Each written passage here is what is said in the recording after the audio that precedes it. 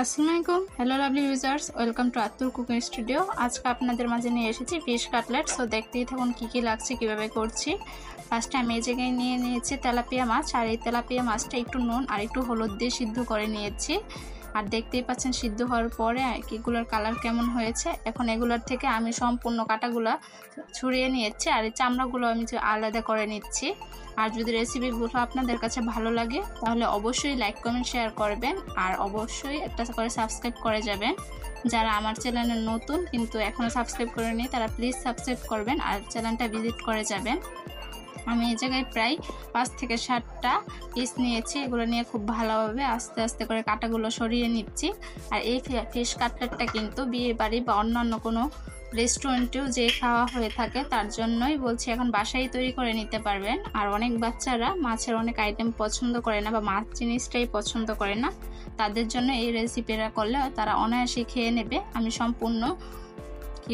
সম্পূর্ণগুলোর কাটা খুশিয়ে নিয়েছি। এখন দেখতেই পাচ্ছেন একটা ডিশে নিয়ে নিচ্ছি। আর অবশ্যই করে নেওয়ার পর আমি একটুগুলো ভেজে নিয়েছিলাম তেল দিয়ে আর একটু নুন দিয়ে। তারপর আমি এটা দেখানো হয়নি। এখন আমি পর্যাপ্ত মশলাগুলো দিয়ে দিচ্ছি। জায়গায় আদা রসুন জিরা বাটা 1/2 চা চামচ করে দিয়ে নিচ্ছি, আর মরিচের গুঁড়া ধনিয়ার গুঁড়া আর নুন দিয়ে নিচ্ছি।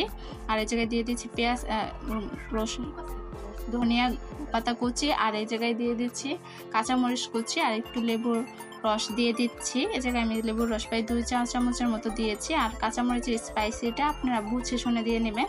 যারা বেশি জাল কম পছন্দ করে তাদের জালের পরিমাণটা কমিয়ে দিবে।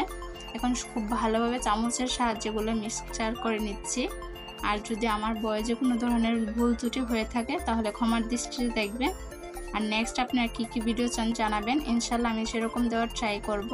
আর যদি ভিডিওগুলো ভালো লাগে তাহলে একটা করে শেয়ার করে যাবেন, আর বাসায় ট্রাই করে জানাবেন যে কেমন হয়েছে। এই ফিশ কাটলেটটা করে দেখবেন, বাসার ছোটো বড়ো সবাই খুব আনন্দ সহকারে খাবে। এই জায়গায় আমি আগে থেকে আলু ম্যাশ করে দিয়ে নিচ্ছি। আর অবশ্যই কিন্তু আলুটা ওইরকমভাবে ম্যাশ করবেন না যাতে করে আলু একদম ম্যাশ হয়ে যায়। এটা একটু আলুটা আস্তে আস্তে রেখে তারপরে করে নেবেন। আমি এই জায়গায় 2টা আলু দিয়ে দিয়েছি, আর এখন আমার ম্যাশ করা হয়ে গেছে। আর এই ফিশ কাটলেটটা কিন্তু এখন আর কি বলবো, নামি দামি রেস্টুরেন্টে না গিয়ে এখন বাসায় তৈরি ইনস্ট্যান্ট করে নিতে পারবেন। এই জায়গায় আমি ব্রেডক্রাম দিয়ে দিচ্ছি 2 চা চামচের মতো, দিয়ে খুব ভালোভাবে এটাও মিক্সিং করে নিচ্ছি। আর এখন মিক্সচারটা করার পরে দেখতেই পাচ্ছেন কীরকম হয়েছে। আমি এই জায়গায় একটু চপিং বোর্ডে নিয়ে নিচ্ছি। চপিং বোর্ডে কিছুটা ময়দা মাখিয়ে নিয়ে নিচ্ছি। ময়দা মাখিয়ে আস্তে আস্তে একটু ডো করে নিয়ে তারপর এটা শেপ দিয়ে নেব। আর ডোটা একটু পাতলা করে নেবেন, পাতলা করে নিলে এটা খাবার টেস্টটা ভালো হয়।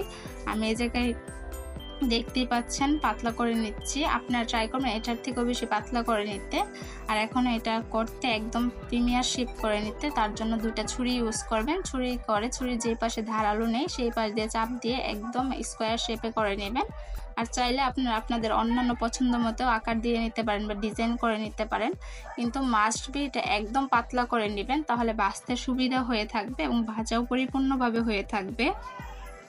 আর এখন আমি চতুর্পাশে উল্টিয়ে পাল্টিয়ে করে নিচ্ছি যাতে করে চতুর্পাশে সমান হয়ে থাকে। আর দেখতেই পাচ্ছেন কালারটা কত সুন্দর হয়েছে। আর এই জায়গায় কিন্তু আমি সম্পূর্ণ কিভাবে কি দিয়েছে দেখিয়ে নিয়েছি। যারা ভিডিও শুরু থেকে শেষ পর্যন্ত না দেখে টেনে দেখবেন তারাও তৈরি করতে পারবেন, কিন্তু ভুল হলে আমার কিছু করার নেই। এখন আমি একটা ডিম আগে থেকে স্বাভাবিক তাপমাত্রায় বের করে তারপর এটা আমি ফেটিয়ে নিয়েছি। এখন আমি ডিমটার মধ্যে এগুলো চুবিয়ে নিচ্ছি। চুবিয়ে নেওয়ার পর আমি ব্রেডক্রাম দিয়ে খুব ভালোভাবে এগুলো কোট করে নিচ্ছি। আর অবশ্যই কিন্তু এই জায়গায় ডিমটা আর ব্রেডক্রামটা ইউজ করা লাগবে। আর যারা সংরক্ষণ করে রাখতে চান ফ্রিজে তারা এরকম ব্রেডক্রাম দিয়েও কিছুক্ষণ ঠান্ডা হওয়ার পর ফ্রিজে কন্টেনারে রেখে দিতে পারেন, দীর্ঘদিনই থাকবে। এখন আমি তেলে আস্তে আস্তে ভেজে নিচ্ছি। আর অবশ্যই তেলটা আগে থেকে গরম করে নেবেন, আর একদম চুলার আঁচটা মিডিয়াম করে নেবেন। লো করলে কিন্তু ভালোভাবে সিদ্ধ হবে না। এটা খুব ধীরে সুস্থি ভাজার ট্রাই করবেন, কারণ এটা ভাজার উপরে অনেকটা কুক হওয়ার সেটা নির্ভর করে। যতটা বেশি সুন্দর ভাজা হবে এটা খাওয়ার টেস্টটাও ততটা বেশি বেড়ে যাবে। আর এটা কিন্তু খুবই মজার একটা রেসিপি মাছের। অনেকেই নানানভাবে মাছ খেতে পছন্দ করে, আর যারা মাছ খেতে পছন্দ করে না তাদের জন্য এই টিপসটা ফলো করে দেখবেন যে তারাও খুব অনায়াসে মাছ খেয়ে ফেলবে। আর যে কোনো স্ন্যাক্স আইটেম বলেন বা কোনো ধরনের বাসায় কোনো মেহমান আসলে এটা করে নিতে পারবেন, ফিশের একটা আইটেম। এখন আমারটা দেখতেই পাচ্ছেন ভাজা হয়ে গেছে, আমি একটা নামিয়ে নিচ্ছি। এখন পরপর সবগুলো আমি ভেজে নিচ্ছি একইভাবে। আপনারাও ঠিক একইভাবে ট্রাই করে নেবেন। আর অবশ্যই কিন্তু এটা আমি সাদা তেলে বেছে নিয়েছি, আপনাদের যেটা পছন্দ মতো তেল ইউজ করবেন। এটা আমি বলে দিব না, প্রেফার করব না, কারণ যাদের যেই তেলটা প্রেফার সেই তেলটা দিয়েই করে নেবেন। আর অবশ্যই বলছি খুব ভালোভাবে বেছে নিতে হবে, কারণ ভাজাটা যত বেশি সুন্দর হবে খাবার টেস্টটাও তত বেশি মজা হবে।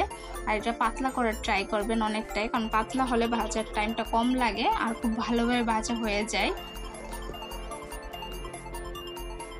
আর আপনারা কি কি ভিডিও চান কমেন্টে জানাবেন, ইনশাল্লাহ আমি দেওয়ার ট্রাই করব। আর এই রেসিপিটা আমার বাসায় সবাই ট্রাই করে বলেছে ভালো হয়েছে। আমার ফাইনাল লুক দেখতেই পাচ্ছেন কত নাইস হয়েছে।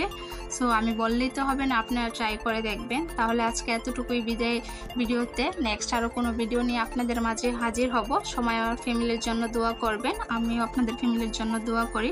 সো আজকে এতটুকু ভিডিওতে বিদায় নিচ্ছি। আল্লাহ হাফেজ।